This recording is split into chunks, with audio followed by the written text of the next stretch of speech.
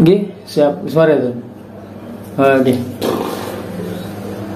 Hai semuanya, kembali lagi dengan gua Matt di Jangan Sendirian. Gimana nih kabar kalian? Memang udah berapa bulan ya?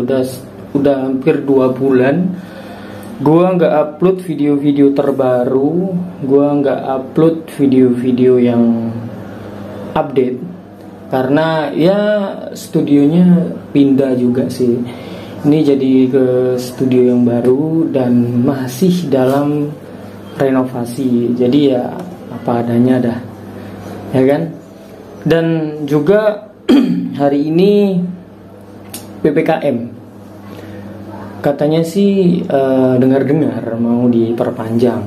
Ya kita menghormati pemerintah, ya kan?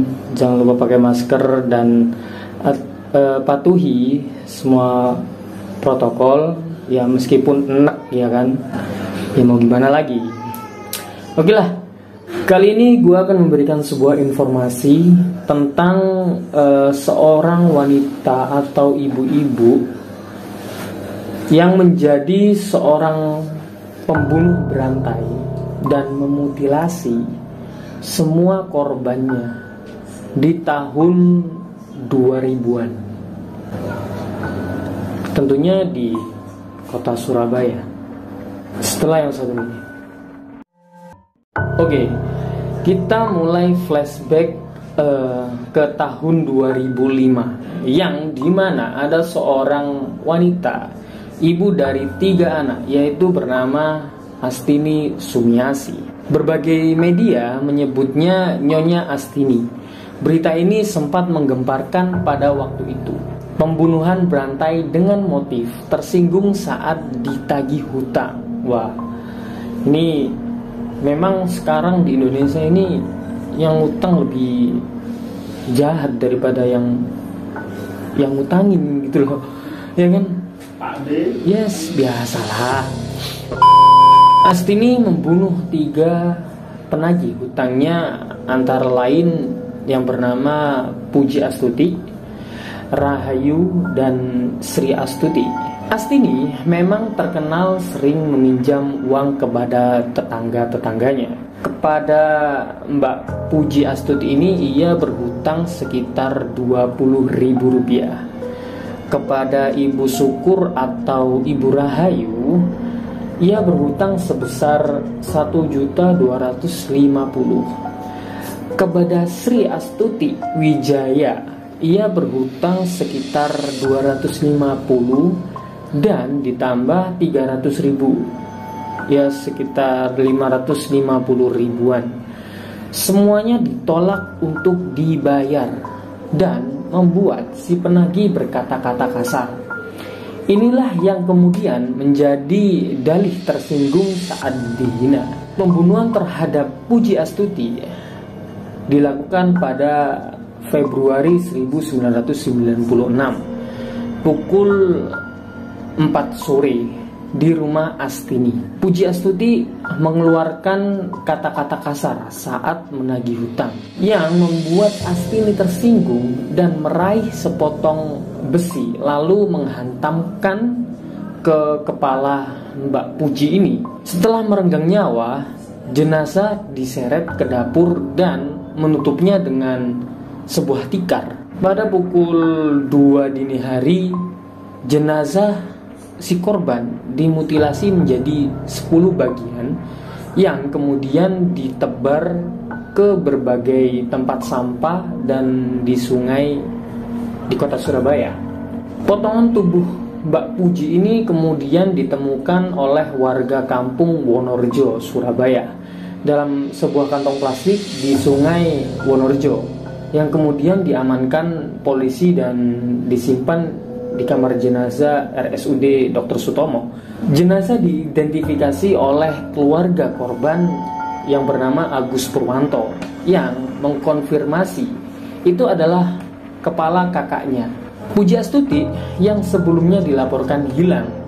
Kebetulan saksi melihat bahwa terakhir kali Mbak Puji Astuti ini sebelum menghilang masuk ke rumah si Mbak Astini ini di daerah Kampung Malang kalau nggak salah.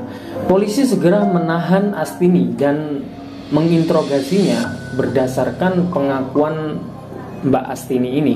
Ia melakukan hal serupa kepada Mbak Rahayu dan Sri Astuti yang juga hilang dari Kampung Malang. Kejahatannya juga sama persis, bermotif tersinggung karena ditagih hutangnya dengan berkata-kata kasar. Ia juga memotong tubuh keduanya itu menjadi 10 bagian. Kejadiannya itu sama kayak Mbak Puji Astuti ini.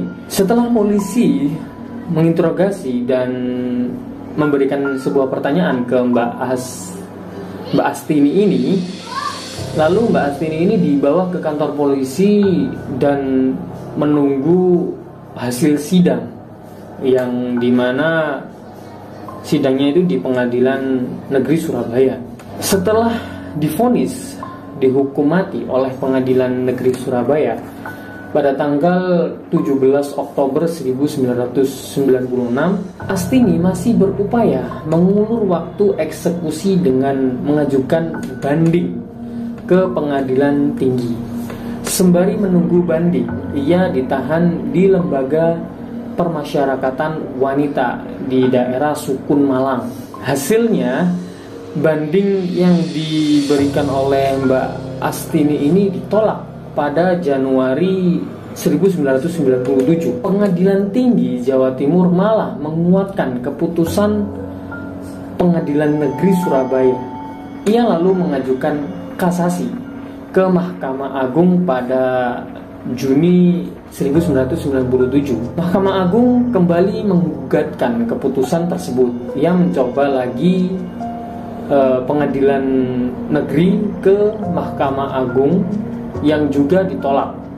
Permohonan gerasinya kepada Presiden juga tak dikabulkan. Sebelum dieksekusi, Astini dipindah dari Lapas Sukun ke Rutan Medaeng di daerah Sidoarjo, lalu menjalani masa isolasi selama 5 hari dari tanggal 15 sampai 19 Maret 2005. Ia dieksekusi pada 20 Maret 2005 dengan cara ditembak di daerah jantung oleh 12 personil regu tembak Brigade Mobil Kepolisian di daerah Jawa Timur.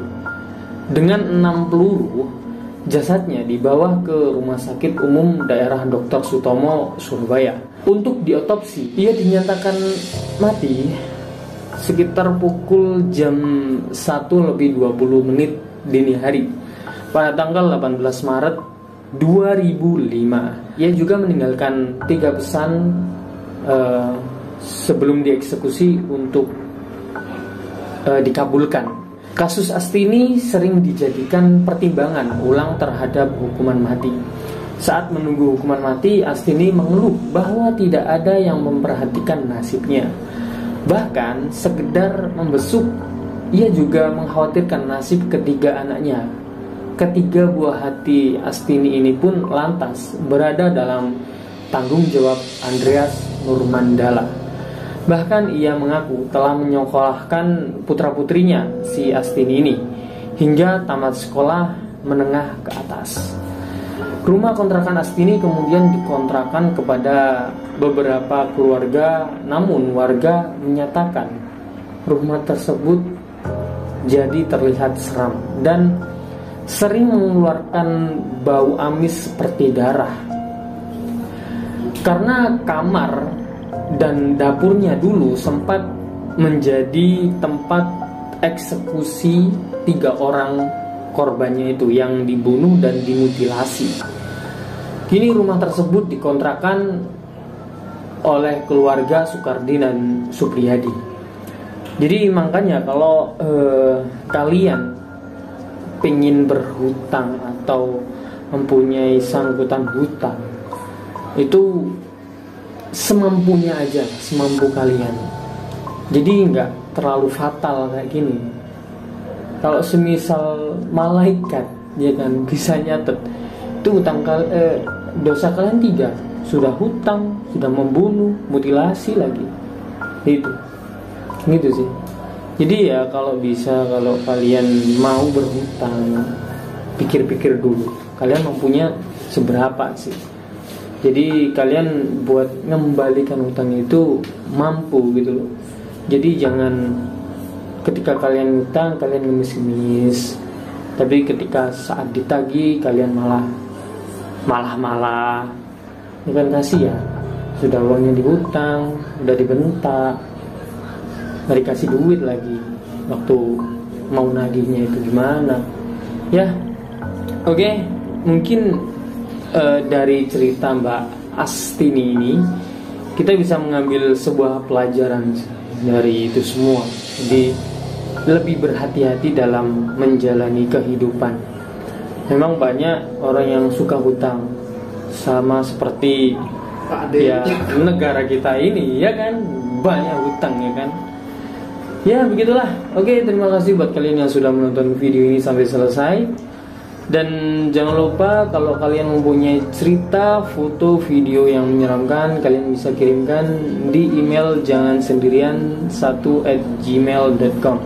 Dan jangan lupa juga klik tombol subscribe dan nyalakan loncengnya sebagai dukungan kalian di channel Jangan Sendirian.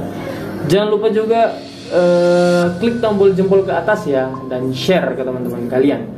Oke, nama gua Matt, pamit dan selamat malam.